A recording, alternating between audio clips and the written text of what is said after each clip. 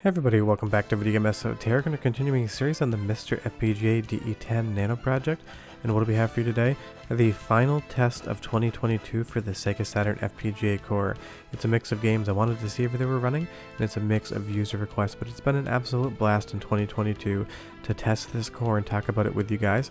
And of course I'm going to continue into 2023, but this is it. We're going to close the year out with one more test.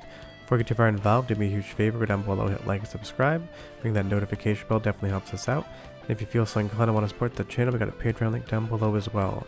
Right off the top, a lot of people wanted to know if Battle Arena Toshinden would boot, and I can say it does. You just need to mash the start button, you need to beat it like it owes you money when you're booting it up to get to the main menu. If you let the cutscene play, it's going to freeze. If you just mash start like your life depends on it, you're going to get in-game. And I've always had a mixed opinion of Battle Arena Toshinden. The 3D screen space always seems to confuse me a little bit, but it's still a fun game and it is running on the core. You can definitely tell there's some visual glitching in that layer on the floor. I'm not sure which VDP chip is drawing that, but it's usually not looking broken up like that. So there's something going on, a little bit of weirdness there, but it's playing how you would expect, and that's always good to see. It's fun to see 3D polygons, or in this instance quads, being drawn on the core, and it's nice to see that that 2D background layer does look like I would expect it to. And as we get into the next fight, that scrolling red curtain, it's got a nice look to it as that sunlight comes up. So this is a mixed bag. It's working, it's executing well, but there's definitely some visual glitching, but it's fun to see another 3D fighter running on Saturn.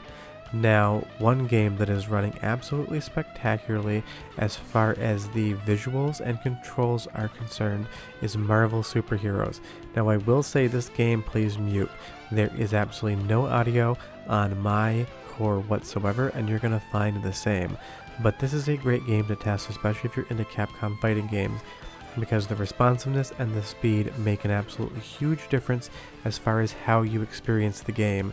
If it's not running smoothly, if there's input lag, you will notice, and I will say this plays perfectly.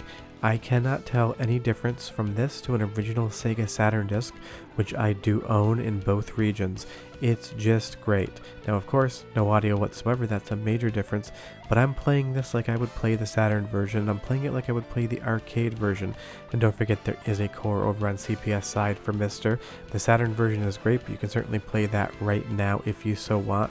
But this is just a perfect example of pure 2D running on the Sega Saturn and running exactly how it should. I'm pulling off special moves to end the match like I would if I was playing original hardware, and that is the true test to me. If I can pull off the moves I remember, and I can definitely tell you it works. If you take a look at the background, those crates being hauled in, this game is just a really pretty game to look at in motion, and the Sega Saturn port was an absolutely spectacular port from the arcades, and how it's running on MiSTer right now, Srg320's code, whatever's handling this, is doing an absolute spectacular job. It's playing like perfection.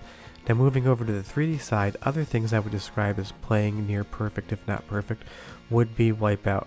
Now right off the top, I admit, this is not my favorite game, and I'm probably not playing the best you could possibly imagine. The drifting mechanics with the shoulder buttons around the corners is just not something I ever really got into. But what I can say is, this is running how I'd expect it to run on Sega Saturn. The sound is good, the visuals are good, the controls are good, and the frame rate is what you would expect out of a mid-90s Sega Saturn 3D game or even PlayStation. Games didn't run at 60 frames per second back in the day unless they were usually 2D games. So this, while it seems like it might be chugging a little bit, that's just kind of how you played games back in the day. And if you didn't grow up with these systems, sometimes you might encounter a game and you think to yourself, this doesn't really seem to be running how I think it should, and that's more down to the fact that it's just running at a lower frame rate. But I will say the audio in Wipeout is spectacular, so go ahead and listen for like 45 seconds and I'll come back and talk more about the Saturn testing. But enjoy this music, it is great.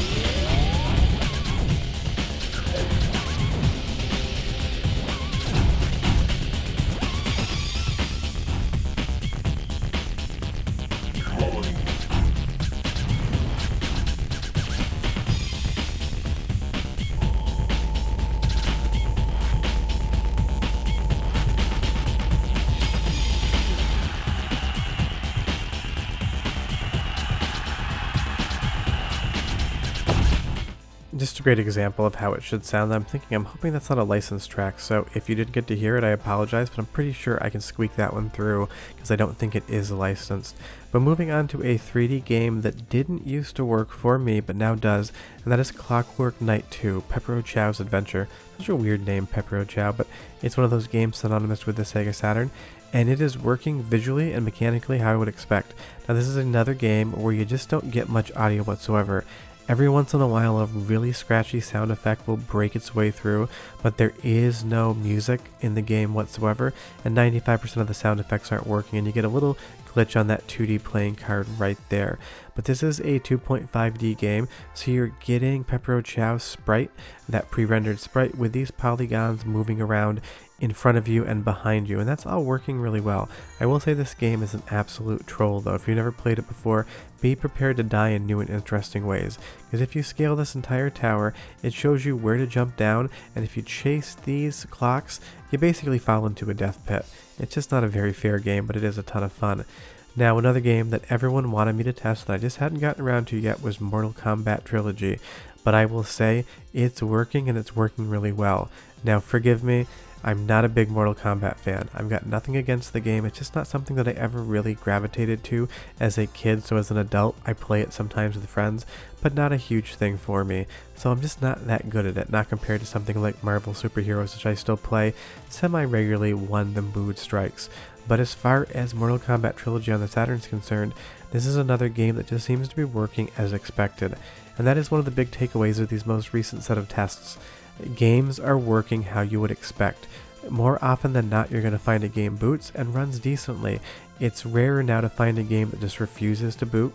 You might still get some freezing now and again, but I feel like the compatibility list is growing, and I feel like you're getting further into games than we were in October for sure, and November pretty sure. But leave me a comment down below and tell me what games you have maybe finished. I'm curious if anyone's finished any games on the core, because at the end of this video I'll tell you the one game that I was able to see the ending of when I sat down and just felt like playing it. But a big promotion to working is Shin Shinobi Den. Last time I showed this to you guys, the cutscenes worked, but the minute you got into the game, nothing loaded up. You could hear it playing in the background, but you didn't get any sprites. You get this amazing cutscene with dude just looking at the camera, but then you're right into the game. This is a hilarious game. It is fun, it is weird, it's got those digitized sprites from the 90s that we all know and some of us love, but it's now working, and it's great to see a game that didn't used to work here. But the soundtrack, the sound effects, spectacular. Again, another great example of good audio on the Saturn core. So go ahead and listen for like 45 seconds and I'll continue the tests.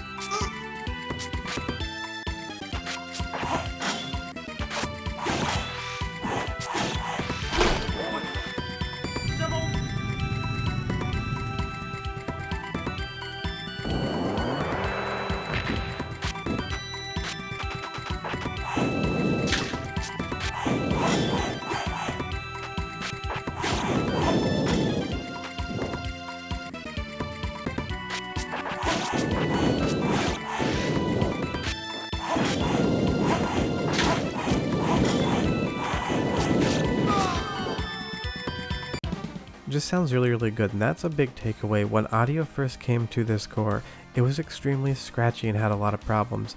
Now, more often than not, if you get audio in a game, it's going to sound like 75 to 100% of the way there, depending on what sort of technologies it's using for those sounds. But something like Baku Baku Animal here, a super fun 2D Tetris style game with its own mechanics, it's just running. I played this for like 20 minutes, didn't capture all of them because you don't need 20 minutes of Baku Baku Animal to make a point. But it just works. Sounds good, plays good. If you're into this type of genre, it will be a fun time for you. And again, this is another user request.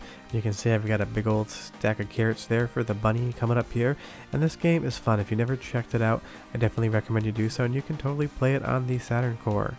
Another game that everyone kept asking me to test and finally started working, I tested this 2 videos ago and it did not work, is Pandemonium. Now it isn't exactly running at full speed, it doesn't feel like it, but this game also kind of chugged back in the day. But it's a fun 2.5D game, and I remember playing this game as a kid and absolutely loving it. I can say as an adult, my opinion of it's definitely lessened. I think my kid brain saw a lot of fun, where my adult brain sees a decent at best game, but it's another fun example of what the Saturn can do. We have 2D elements and 3D elements mixing on screen all at once, and it is running and it's not freezing. And that's the good thing, is sometimes you're going to run into freezing, but this is a game I played to level 3 and it just kept loading for me, and I'm assuming if I kept going I'd probably just get to see the end of the game if I felt so inclined. But I know a lot of people love this from back in the day, and I was surprised to see how many people asked me to test this, but I finally got around to getting it to work, and I can tell you guys that Pandemonium, if you want to play it, it might be a little bit slow, but it is definitely working for us. Now, one that everyone asked for and I kept putting off because I kept forgetting was the English translation of Sakura Wars. It's a fun game, it takes a long time to get into, but I 100% understand why people love this game. And I can tell you, if you want to play it on the Saturn core, it's working. Now, it's a long game, and I definitely wouldn't recommend starting a new playthrough on this, because who knows at what point in time it'll freeze, and you put a lot of time into a game like this. But it's a great English translation that mixes these FMV sequences alongside 2D elements, and a lot of time FMV can cause problems on the core. It's still recommended that you mash start through any FMVs to get into game, but I let this one run and I was able to see the entire thing, and it is an absolutely spectacular cutscene and a lot of fun to see. And then when you get into the actual game in the English translation, that is working as well. Now, I didn't play too far into it. To get to any gameplay would take a long time, and these videos already take a long time to make. So leave me a comment down below if you're playing Sakura Wars. Tell me how far you've gotten into the game so far, because I would be curious, because maybe I'll sit down and try it in 2023. But you can see, if you're familiar with the game, it's working as expected, and if you're not familiar with the game, it's a really fun concept, and I highly recommend you do check it out. But I was not at all surprised to see how many people wanted me to test this. The English translations are probably one of the most requested tests, and I will tell you, I didn't test it, but I did it off camera, and Police Knots still doesn't work for me. Now, Dark Legend, a couple of people asked for this, and of course I had to include it because I love semi-janky 2D fighting games. This game is working really well as well. I can't find any issues with the visuals whatsoever. There is every once in a while a little bit of scratchy audio, but for a Taito 2D fighting game, you can do a lot worse. You could do Dino Rex worse. If you never played that game before, go check it out, and trust me, you'll not have any idea what the hell is going on.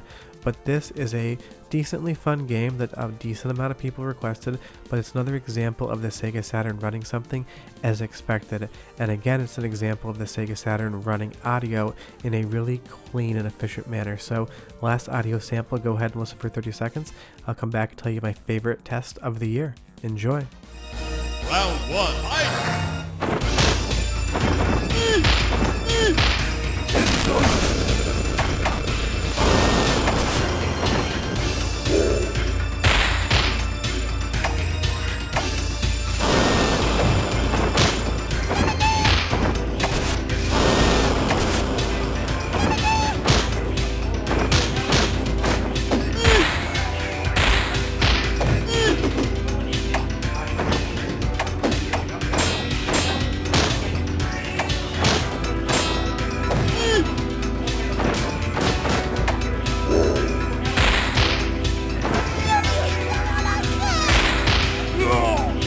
It's a fun game. It's not a great game, but you can have a decent time. Now, one game that does not work for me anymore with the current core is Fighting Vipers. I just get stuck after I select my character at the loading screen, and that's not at all a strike against the core. That's how the work and process iterative situation just is. Sometimes improvements will break other games, and I'm sure as this core continues to get updated, more things will become working, and some things will break until they're readdressed. But as far as my favorite test of this video is concerned, Marvel Superheroes is spectacular. Sure, it doesn't have any audio whatsoever, but this is evidence that this core is playing certain Sega Saturn games exactly as you would expect them to.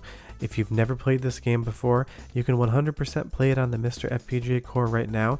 You just won't know what the sound is supposed to be like, so maybe if it's your first time, don't play it on the Saturn core because you want to experience that sound.